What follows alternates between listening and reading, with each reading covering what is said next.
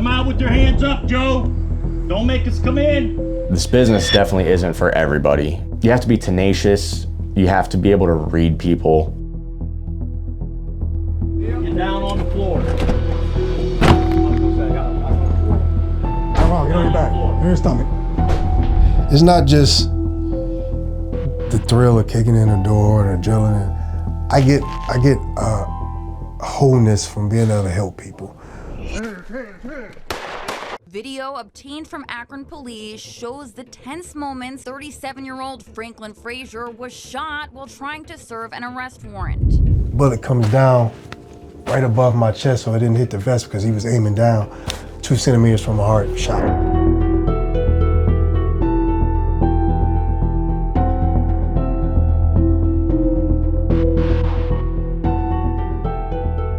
I've been stabbed before. I've been shot at. Thank God they've never hit me.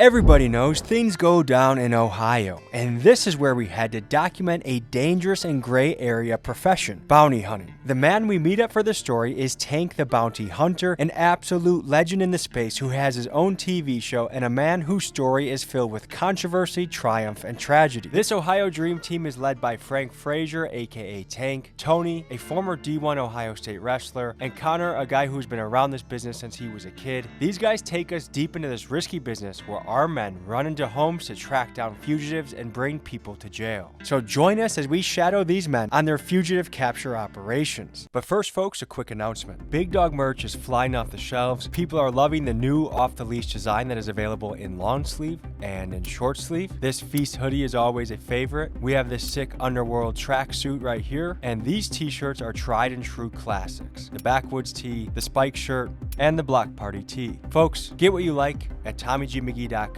I appreciate you, and let's get into this episode.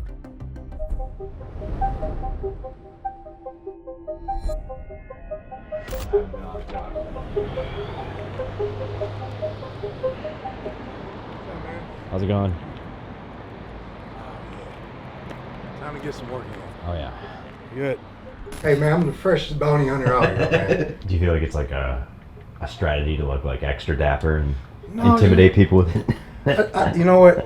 I've always wanted to dress the way I dress because the youth connect with me. When they see somebody that, kind of talks like them, looks like them, they can relate to you. And that's how I've been able to get, kids off the street or get them, change their heart. Because when you look like them and talk like them, they'll listen to you. How are you feeling about this one, Tank? Feeling good. I'm ready. I'm gonna get us one, man. We're gonna have some fun. Well, we're heading to Wellsville, which is the middle of nowhere of Ohio, meth town, crack town.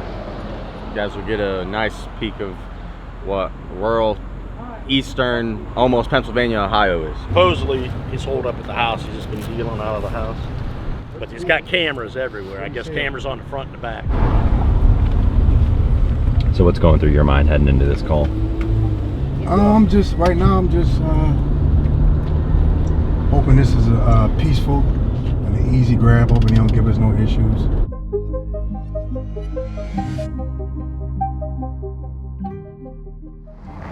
What's going on? They should be in a few minutes. Nice to meet you. Nice to meet you, man. What's going on, man? Nice to meet you, man. How you feeling? All right. Guys, for context, for most of Tank's career, he looked like this, an absolute brick shit house ready for action. But as we see him for this interview today, this is him just 8 months after getting shot twice and still very much recovering and working to get his body back. Who's the intel specialist in this group? Him. I would say Frank, yeah. Frank knows how to talk to everybody. Talk to them like they want to be talked to. Like they need to be talked to. What's going on, everybody? My name is Bounty Tank. I am a bail bondsman / bounty hunter / artist, entrepreneur. How long have you been doing this? 13 years now I've been doing this. How did you find your way into this world? Believe it or not, I was actually in college getting a nursing degree. I graduated with a nursing degree. I have a bachelor's in science. I know it's crazy, yeah. I didn't want to work, do a 9 to 5. I didn't want to be condemned into just, clocking in. So I wanted to be able to still be athletic. So I thought about being a U.S. Marshal. But at the time, there was a hiring freeze with the government. So I kept doing research and I stumbled upon bounty hunting.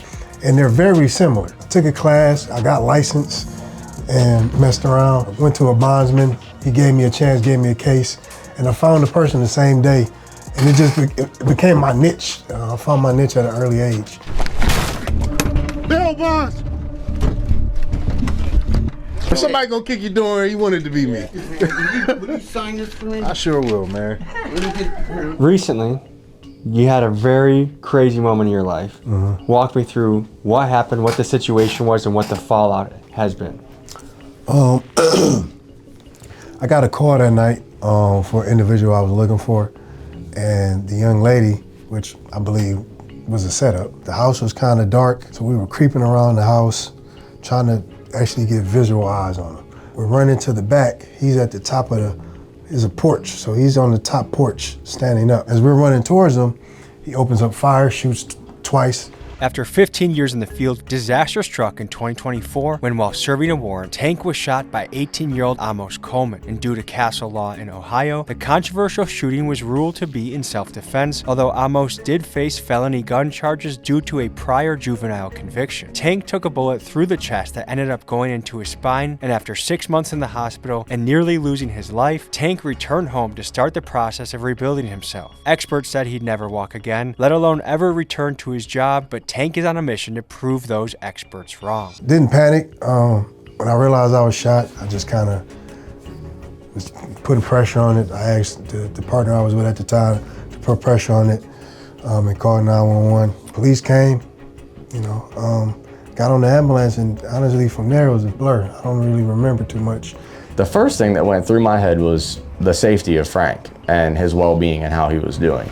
I hope that this doesn't happen to any other agent in the field. I mean, not even ours, but anybody, because it's just a terrible thing. So my name's Connor Loy. I'm a surety bail agent / bounty hunter. I'm only a few years in. Initially took my test at the age of 18. I've been afforded the opportunity or misfortune, I guess, of being bred into it. So my dad's been in this business for my entire life. A very firm belief in the presumption of innocence, second chances. Sometimes third, sometimes fourth. My name is Tony Sylvester, and I am in the bail bond business. You're a bounty hunter. They would say officer of the court or a recovery agent, but colloquially, yes. How long have you been doing this? About 23 years. And what got you into it? Well, money. I had briefly worked for the state, and when I was younger, got out of college, and then there was a bonding company towards Youngstown, and they had a need for recovery people. So I kind of drifted into that by accident.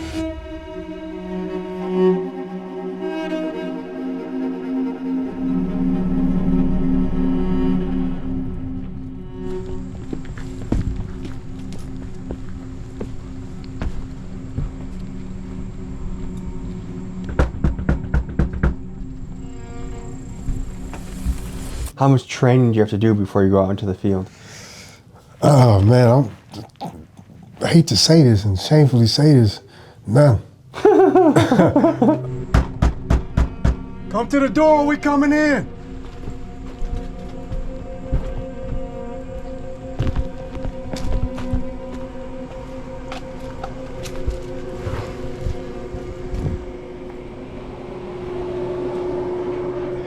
You're not gonna come to the door, TV's on. Joe! Come out with your hands up, Joe! Don't make us come in! Joe! Bail bondsman! Get down on the floor. I'm gonna say, Come on, get on your back. In your stomach. You got him on you? I'm sorry, boy. Well, I'm sorry too. He should have came to the door. Put your hands closer. Oh, I'm sorry. You're moving them back. You're getting big. So essentially, when you're arrested, you generally go before a judge, and the judge will set a bond. And that bond can be a signature bond. It could just be, okay, we're gonna say that your signature is worth the $5,000 they're gonna show up. But if they don't give you that signature, they usually set a monetary amount. Sometimes you can put a deposit up with the court, other times you have to put up a full cash. So if someone skips bail, you're on the hook for the entire amount? Correct. And the court will collect from you? Correct. I've assumed the risk, I'm at peace with it, And so I sleep better now than I did years past, because the longer you do something, the more you just come to understand it, and you also come to be comfortable with it. Joe, I gave you the chance to do this the easy way, man. I know. My taxes are It isn't like I mean, I gave you the benefit of the doubt. Don't mess with my money. Like I said, they're trying to take my house from my back taxes. I'm just trying to get my dad passed it. I know, and as I said, I mean, communication is key, and I've said Well, that we got a all little along. ride. Let's go. We got a little ride on the way. There's no reason to. Hey, delay is it. there a way I can take? So is that your first catch since you've been back? No, this is the second one. We caught one 2 weeks ago. We got a girl. So this is the second one. It's 2 down. I'm two down back in the game. Feeling good, man. So I was curious about the ability to search someone's home. There's a legal document you guys have that they sign away their rights in a way? Well, it varies state to state, but when they agree to the bail contract, essentially what they're saying is it's a continuation of the original imprisonment. Just as the county sheriff does not need a warrant to search one of his cells, so we can enter the home. Think of it like probation. Those rights are granted to us when the bail contract is completed. At any time? Yes. They fail to appear, the court issues a warrant, revokes the bond, and so the warrant is there. It's not the active document that triggers our involvement, but it certainly makes things easier. Guys, you heard that right. When someone signs a bail bond contract, they voluntarily give up certain constitutional protections. They agree that the bail bond company and the bounty hunters they hire can enter their listed residence at any time, day or night, to arrest them if they skip court. This is based on long-standing legal precedent, and most famously, Taylor versus Tainter in 1872, which gives bounty hunters similar liberties to the police. Pretty wild, eh? And what can a bondsman make in a month? At this point, it's a completely geographic game. You could be the best bondsman ever, and if you live in a place where no one's going to jail because it's rural, I mean, your income is only going to be based upon the amount of people they're keeping. We may do 12 bonds, we may do a dozen, which is a very small volume. You go towards Akron or Cleveland, it may be 3 or 4 times that.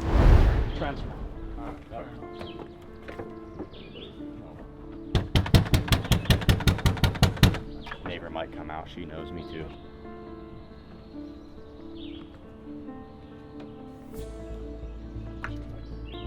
Yeah, I have a feeling that mom isn't home.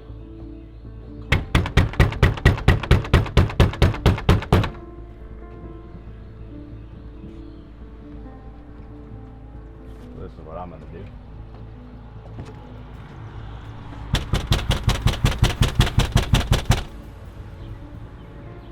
This girl's pretty nice, so she'll be able to tell me. And this, boys, is part of how it goes. What are some of the keys to this business the average person might not know about? I'm gonna say one key to this business that a lot of people don't understand is patience. You have to have a lot of patience in this business. If you don't have patience, you won't last.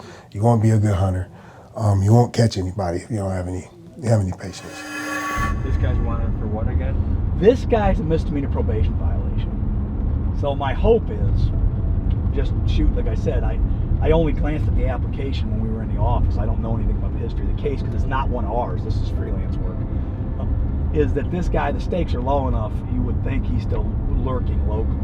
The other guy may be too, but like I said, when I see in giant Sharpie marker move to Mansfield, that leads my, investigative sense to assume maybe he moved to Mansfield. We here, Connor? All right, well then I imagine this is the young man we want to talk to. You want to come speak to me? I have a feeling you're looking for somebody. I am. You need to search the house now? Would you happen to know who I'm looking for?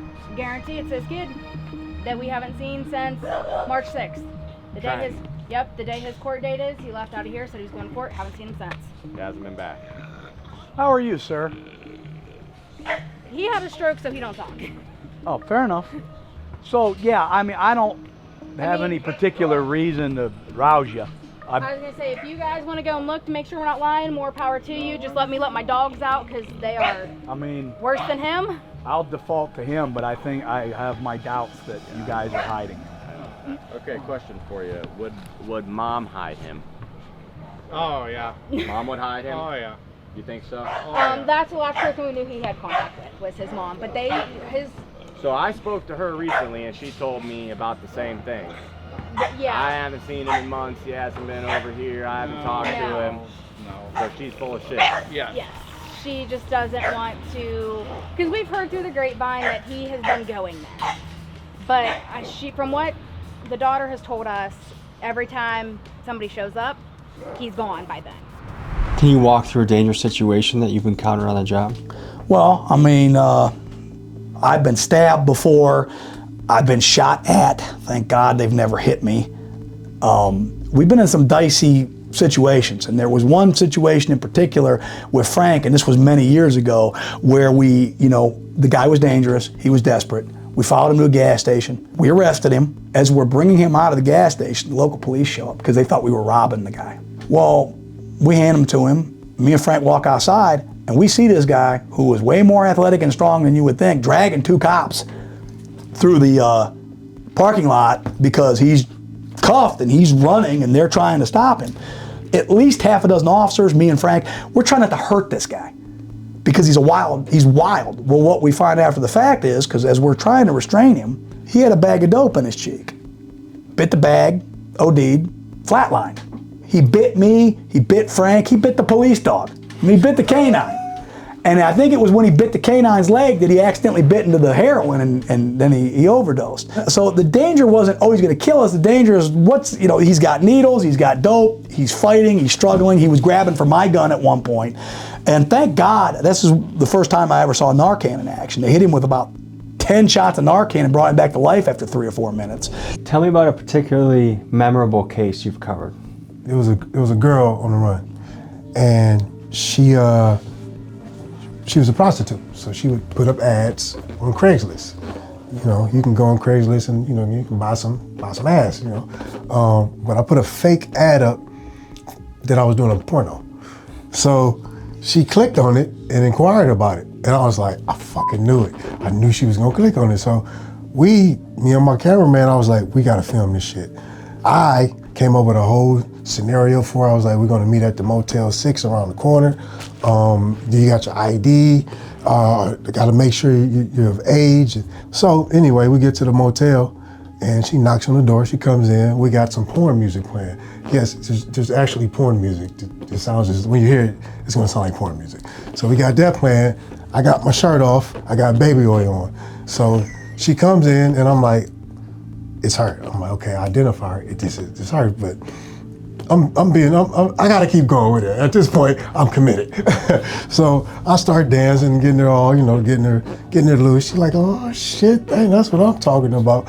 So I'm like, all right, we're gonna go to the next scene. So I'm like, the next scene, I'm gonna handcuff you, put your hands behind your back. She's like, oh, you about to get nasty. I'm like, yes, indeed. So she puts her hand behind her back, I cover her up, and then I still don't break the news to her that she's arrested. I'm like, come on, we're about to go to the car. She's like, oh shit, we about to do it in the car. So she think we're going to the next scene. And then I'm like, what, we get to drive, and she's like, wait, where the fuck are we going? I'm like, I'm taking you to jail. And she's like, no, stop playing. I'm like, no, you're going to jail. This was a setup. And she motherfucked me like no other. That was my most memorable. I mean, it don't get no better than that, man. Well, you already know what it is. Told you we were going to be coming back.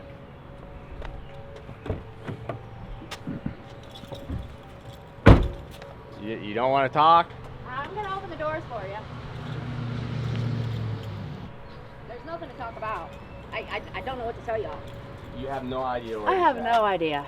No clue. No person he could be with. No, I don't. The last time I seen him or was, talk to him, but let's start with seeing him. A week before. The week that he had to go to court. So it's been a couple months since you saw him. Yeah. Have you spoken to him at all? No. He just completely ghosted you. He's just gone. Walk on up in there. Oh, I believe you. I mean, I'm not trying to hassle you any more than I need to. I know you got to be getting tired of this at this point. Dude, I know. Yes. Yeah, I mean, he's a young man. He ain't that far out of school. Who's his friend? Who would he run to? I can't tell you. Like, I pushed trying to graduate, and I mean, we do not have a relationship. So, I mean, I'm sorry to hear. I don't know. I have no clue.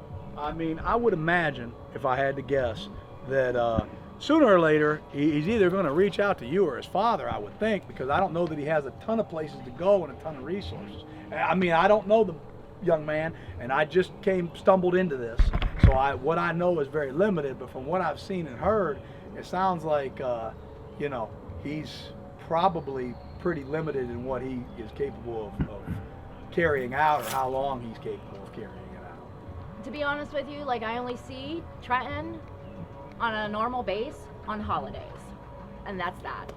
Well, like, the problem that I'm having is that if every bit of information that I've gotten on Trenton is that he comes and goes here. And that's coming from everybody I've talked to, is that he comes and goes here and sister gets him around. No, his sister lives here. His sister lives here, and she's working. Actually, she is at a class right now for the weekend, and she's not even in town. So I guarantee he's not with her.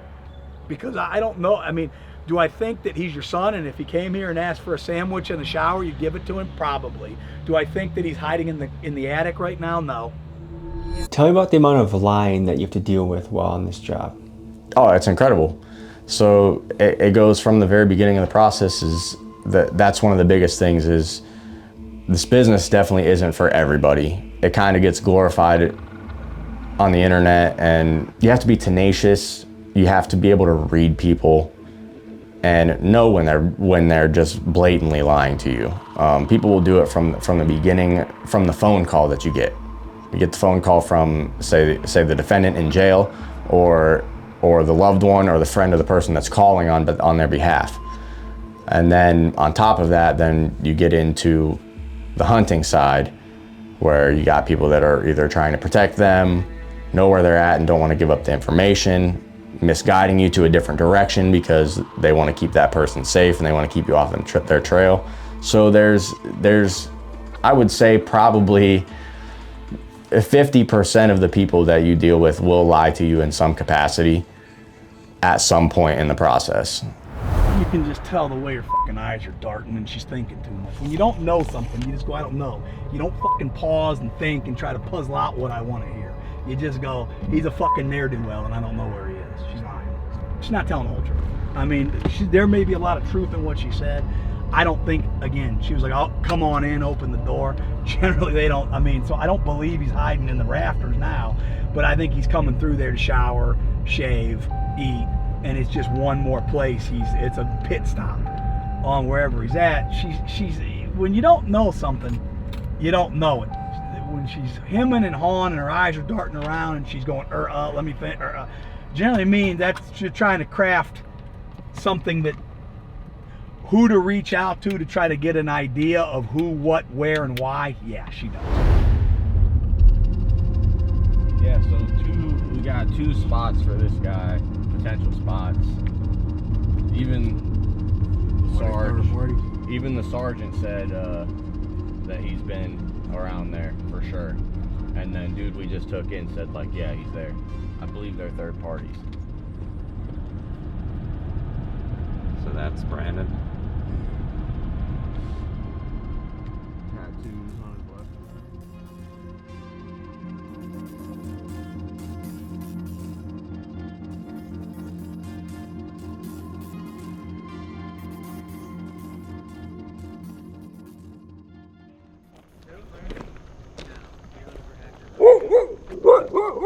Yeah, he's not here. That's where he's at. He's driving a red Trailblazer. He ain't here. You driving a red Trailblazer? Yeah. You have a number for him? We can get in touch with him? What relation are you to him? His dad is cousin to my dad. Fair enough. Okay. So close, but not too if close. you talk to him, he's related to everybody, but. Hey, TR. He's not hanging out in your room in the back corner, is he? Yeah, dude, I swear, he's not here. I'm telling you, he's not here. You care if I look? He's gone in there. Hey, Connor. Here.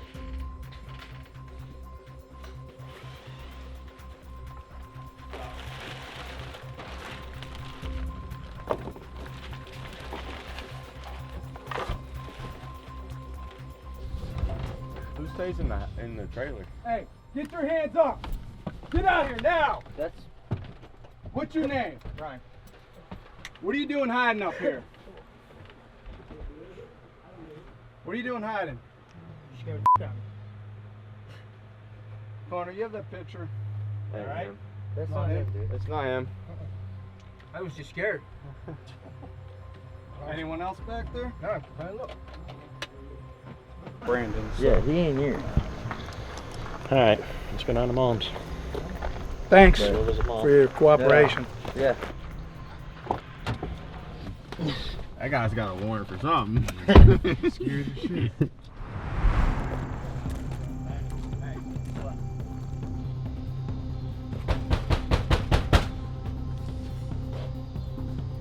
Open the door, bail bondsman.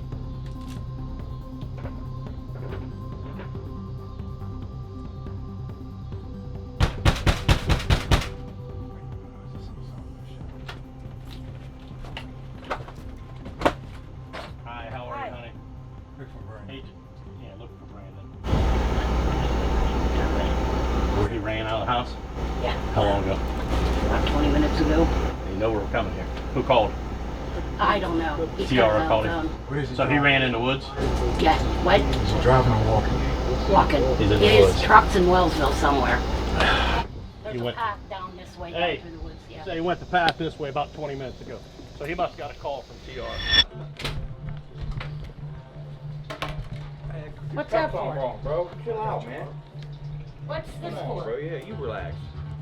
Brandon. Mr. What's the camera for? All protection. Listen, this is the cuff is on wrong, my guy. Can I get rid of stuff in my pocket? Yeah, anything you got you don't want to take. Yeah, let me take it. Let me get rid of Hold on. Let me get it. What you got in there? We don't give a fuck what it is. Yeah, we we don't come on. care. Yeah, just drop it. we ain't the police. With you, yeah. I just don't want you grabbing stuff. That's all.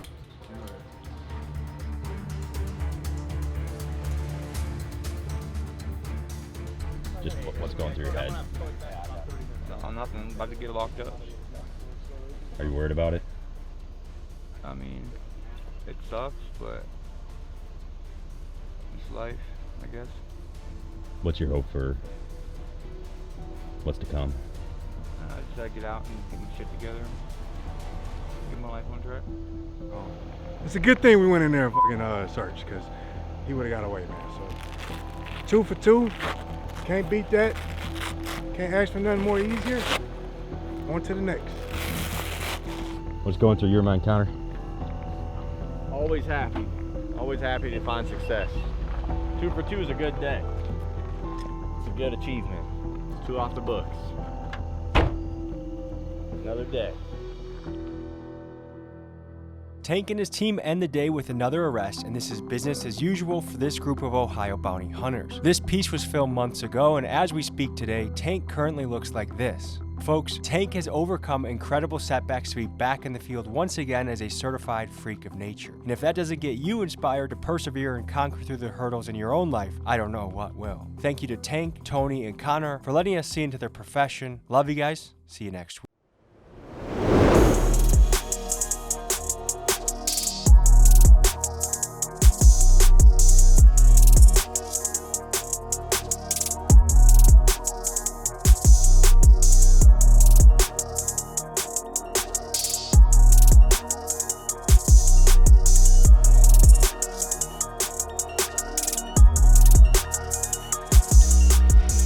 Folks, hope you enjoyed this episode. You want to watch another? Here. You want to subscribe? Over here. See you next week.